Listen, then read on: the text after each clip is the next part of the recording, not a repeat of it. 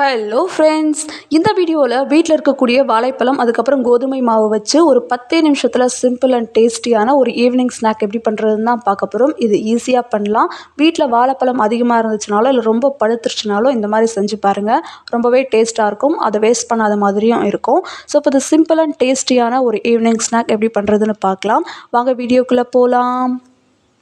இதை பண்ணுறதுக்கு நான் ஒரு கப் அளவுக்கு சுகர் எடுத்திருக்கேன். நீங்கள் எந்த கப்பில் வேணாலும் அளந்து எடுத்துக்கலாம். இப்போ அதை ஒரு மிக்ஸி ஜாரில் ஆட் பண்ணிவிட்டு இதை நல்லா ஃபைன் பவுடராக அரைச்சி எடுத்துகிட்டு வந்துடலாம். பாருங்கள், நல்லா அரைச்சி எடுத்துகிட்டு வந்தாச்சு. இப்போ இதை ஒரு பவுலில் ஆட் பண்ணிக்கலாம். அடுத்ததாக அதே மிக்ஸி ஜாரில் இப்போ ஒரு 2 வாழைப்பழம் எடுத்து அதை நான் சின்ன சின்னதாக கட் பண்ணி வச்சுருக்கேன். இது கொஞ்சம் மீடியம் சைஸில் இருக்கக்கூடிய வாழைப்பழம் 2 எடுத்திருக்கேன். நீங்கள் எத்தனை வேணாலும் எடுத்துக்கலாம். இப்போ இதை ஒரு மிக்ஸி ஜாரில் ஆட் பண்ணிவிட்டு இதையும் நல்லா ஃபைன் பேஸ்ட்டாக அரைச்சி எடுத்துக்கலாம். இது சும்மா ஒரு 2-3 மினிட்ஸ் அரைச்சோம் அப்படின்னாலே இது நல்லா பேஸ்ட் கன்சிஸ்டன்சிக்கு அரைஞ்சி வந்துடும். பாருங்கள், இந்த மாதிரி வந்துடும். இப்போ இதை இந்த பவுலில் இருக்கக்கூடிய சுகரோடவே இந்த வாழைப்பழம் பியூரியையும் நம்ம சேர்த்துக்கலாம்.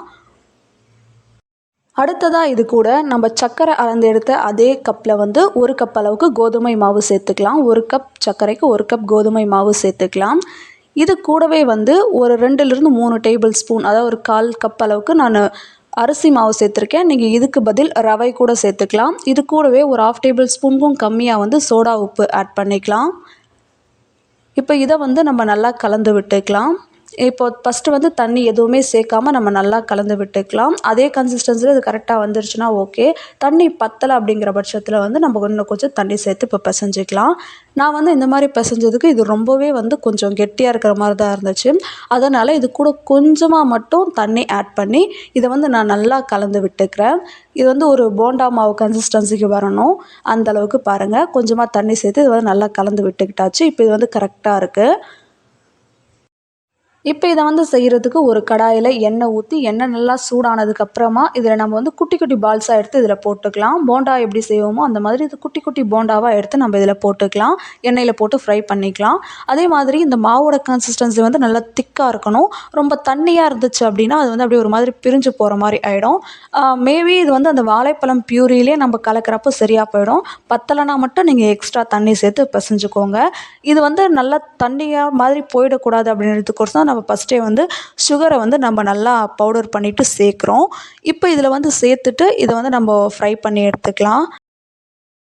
இது ஒரு பக்கம் நல்லா ஃப்ரை ஆனதுக்கப்புறமா இதை இன்னொரு பக்கம் இப்போ திருப்பி விட்டுக்கலாம். 2 பக்கமும் நல்லா ஈவனாக ஃப்ரை ஆகி கோல்டன் ப்ரௌன் கலருக்கு வந்ததும் இதை ஆயிலிருந்து நம்ம வெளியில் எடுத்துக்கலாம்.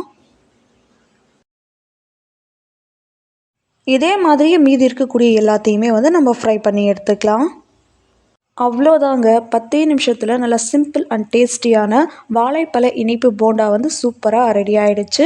இதே மாதிரி செஞ்சு உங்கள் குழந்தைங்களுக்கு கொடுங்க, விரும்பி சாப்பிடுவாங்க. செஞ்சு பார்த்துட்டு ஃபீட்பேக் சொல்லுங்கள். நெக்ஸ்ட் ஒரு வீடியோவில் பார்க்கலாம். பாய்.